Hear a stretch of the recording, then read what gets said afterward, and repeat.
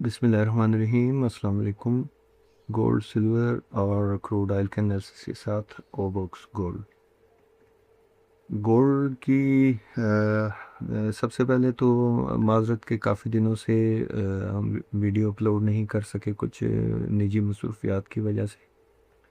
तो अभी जो सिनेरियो गोल्ड का अभी करंट आज वीक का स्टार्ट भी है, तो सिनेरियो कुछ ऐसा बन रहा है कि ऊपर का जितना एरिया है वो रिजेक्शन एरिया ही है। अगेन जो प्राइसेस हैं गोल्ड की वो एवरेजेस से बिलो चली गई हैं। आप देख सकते हैं कि यहाँ पे क्लस्टर बन चुका है एवरेजेस का, कि तीन एवरेजेस से बहुत थिन बैंड्स के अंदर जो है बहुत करीब आ चुकी हुई हैं। और लास्ट जो इसकी एक सपोर्टिव मूविंग एवरेज थी 21 डीएमए की, वो भी सुबह ओपनिंग में तो एक दफ़ा अच्छा मूव आई और उसके बाद उसके ऊपर ट्रेड हुआ, लेकिन अभी फिर प्राइसेस जो हैं वो 21 डीएमए के नीचे चल रही हैं।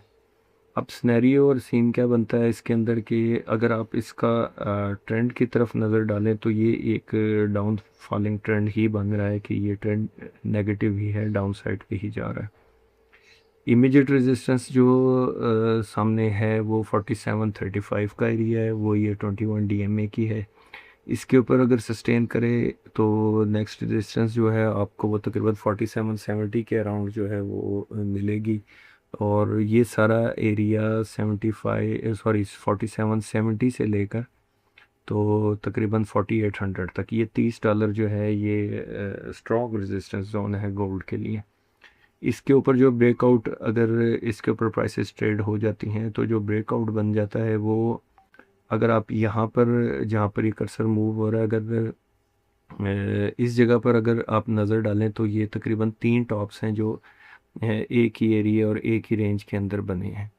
अगर ये 4800 को क्रॉस करके 4770 से लेके 4800 के अंदर कहीं इस एरिया को ये सस्टेन कर ले तो नेक्स्ट टारगेट आपका जो बन सकता है वो तकरीबन 4855 के करीब प्राइसेस इसकी आ सकती हैं।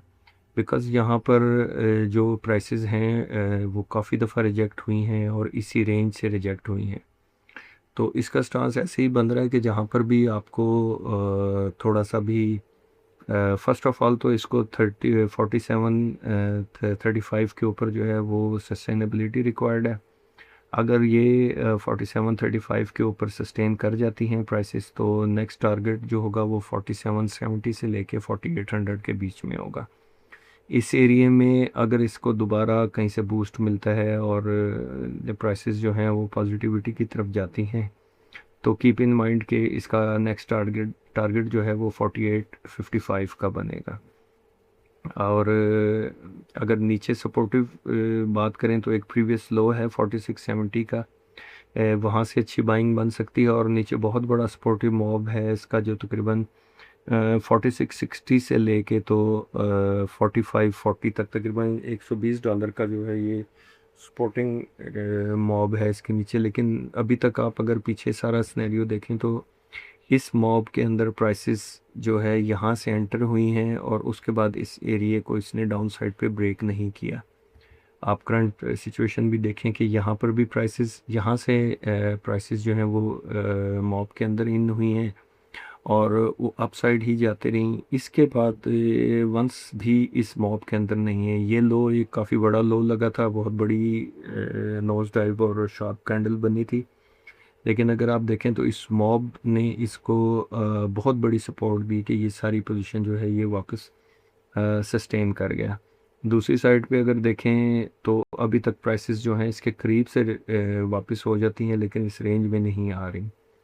तो स्टांस जो है इसमें मिक्स अप सा ही है, कोई एक ट्रेंड जो है इसका क्लियर नहीं है। जो भी सेट रेंजेस हैं नीचे सपोर्टिव रेंज से लेके और ऊपर रेजिस्टिंग रेंज तक इन बिटवीन ट्रेड करें और रेंज बाउंड ही ट्रेडिंग रहेगी इसकी। अगर इधर से सिल्वर की बात करें तो सिल्वर का भी चार्ट का डिज़ाइन ऑलमोस्ट गोल्ड से सेम ही है, लेकिन इसमें जो चीज़ें नेगेटिव हैं, एक तो ये क्लस्टर ऑफ एक बंच ऑफ रेजिस्टेंस का एरिया है जो तकरीबन 76-75 का है, जहाँ पे आज भी एक सुबह उसके अराउंड हाई लगा। और जैसे गोल्ड के अंदर एक बहुत बड़ा सपोर्टिंग मॉब है, तो सिल्वर के अंदर इसी तरह एक बहुत बड़ा रेजिस्टिंग मॉब है, जिसके अंदर आप अगर देखें तो यहाँ पर इस मॉब के अंदर एंट्री में रिजेक्शन हुई, फिर इसी मॉब के मिड में कहीं रिजेक्शन हुई, और वंस इसने इस मॉब को ब्रेक भी किया, लेकिन इमीडिएटली उसी कैंडल के अंदर जो प्राइसेस हैं वो मॉब के अंदर आई हैं। सेल ऑन स्ट्रेंथ ही है स्टांस इसके अंदर। जब भी प्राइसेस को आप बढ़ा हुआ और बहुत तेज़ लगे वहाँ पर से आप सेल करें, प्राइसेस आपको नीचे मिलेंगी। और इसमें तेज़ी अनटिल अनलेस नहीं होगी जब तक ये 77 की जो प्राइस है उसको वो सस्टेन नहीं करता है। और जब ये 77 के प्राइसेस को अगर सस्टेन कर गया तो फिर ये दोबारा बुल रन में चला जाएगा, और नेक्स्ट लेवल जो है वो तकरीबन 78.20 से लेकर तो 80-50 के बीच में कहीं जो है वो प्राइसेस आ सकती हैं। तो इसमें भी स्ट्रॉन्ग सेल ऑन स्ट्रेंथ ही है अनटिल अनलेस के 77 के ऊपर एक अच्छा मूव बने और प्राइसेस जो हैं वो 77 से ऊपर सस्टेन करें, तो आप इसको कंसिडर कर सकते हैं कि ये दोबारा से बुल रन में है और बाय ऑन डिप की स्ट्रेटजीज़ के साथ अप्लाई की जा सकती है। जब तक 77 के ऊपर सस्टेनेबिलिटी नहीं आती तो इसमें सेल ऑन स्ट्रेंथ का ही स्टांस रहेगा। यूएस ऑयल की, यूएस क्रूड ऑयल की बात करें तो यूएस क्रूड ऑयल ने बेसिकली इसके अंदर टेक्निकल्स तो वर्केबल है ही हैं, लेकिन ज़्यादा जो चीज़ इसको इफ़ेक्ट करती है, ज़्यादा इन्फ्लुएंस जो है वो जो है वो न्यूज़ के ऊपर, इसके न्यूज़ ड्रिवन आजकल क्रूड ऑयल चल रहा है। अगर एज़ पर टेक्निकल्स देखें तो मिक्स अप सा बिहेवियर ही है, लेकिन स्ट्रॉन्ग बिहेवियर है। पॉजिटिव साइड पे जो है इसका ज़्यादा स्टांस लगता है कि ये पॉजिटिव साइड पे ज़्यादा जा सकता है, बिकॉज नीचे अच्छी सपोर्ट आती है और नीचे बाइंग मिलती है। एक स्पेसिफिक एरिया है जिसके अंदर इसको रेजिस्टेंस को भी फेस करना पड़ता है। तो इसमें अगर आप देखें जो इमीडिएट पहली रेजिस्टेंस है वो तकरीबन 9880 का एरिया है। 9880 के एरिया के ऊपर अगर प्राइसेस निकलती हैं तो अगला जो टारगेट बनता है वो तकरीबन 106.20 का बनता है। अगर प्राइसेस जो हैं वो 106.20 के 98 के ऊपर सस्टेन करें तो 106.20 की जगह मिल सकती है, और 106.20 के ऊपर जो है वो प्रीवियस जो हाई लगे हैं इसके करीब जा सकते हैं, लेकिन ये फार अवे है और इसके ऊपर डिस्कस या बात करना जो है वो थोड़ा सा कबल अज़ वक्त है। लेकिन जो सामने मेजर चीज़ है वो 100 EMA की रेजिस्टेंस है, और उसका एरिया जो बनता है वो तकरीबन 97 का एरिया है। 97 के ऊपर सस्टेन करे तो 9880 और उसके बाद $106 पर बैरल का रेट इसमें आ सकता है। जो करंट सिचुएशन चल रही है इसमें स्टॉक्स आपको सेल ऑन स्ट्रेंथ रखना है। 98 के ऊपर जब प्राइस मिले वहाँ से सेल करके इसमें काम करें, और मेजर सपोर्ट रेंज जो है वो 92 से लेके 88 के बीच में आएगी। जब प्राइसेस 92 से 88 के बीच में आए तो उसमें आप बाइंग स्टांस बना सकते हैं, और 8730 के नीचे ट्रेड होने लग पड़े और ये एरिया अगर ब्रेक हो जाता है तो आपको नेक्स्ट इमीडिएट जो सपोर्ट रेंज मिल सकती है वो 92 समथिंग का एरिया बनेगा, लेकिन वो थोड़ा सा दूर है।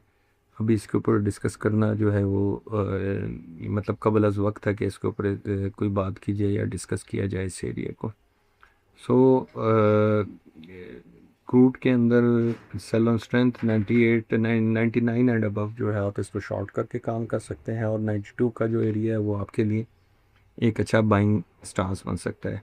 एक दफ़ा फिर आपको मैं क्लियर कर दूं कि जो न्यूज़ बेस्ड ड्रिवन आइटम्स होते हैं उसमें समटाइम्स टेक्निकल्स जो हैं वर्केबल नहीं होते, और जैसे ओवरनाइट कोई न्यूज़ ऐसी आ जाए जो इसको ड्राइव करे नेगेटिव या इधर साइड पे मूव करे, पॉजिटिव या नेगेटिव, लेकिन वो न्यूज़ बेस्ड ड्रिवन होगा, उसका सच कोई ख़ास इन्फ्लुएंस जो है वो टेक्निकल्स का इन्फ्लुएंस उसके ऊपर नहीं होगा। तो कंटिन्यूस एनालिसिस के लिए स्टे ट्यून विद ओवॉक्स गोल्ड। अस्सलाम वालेकुम।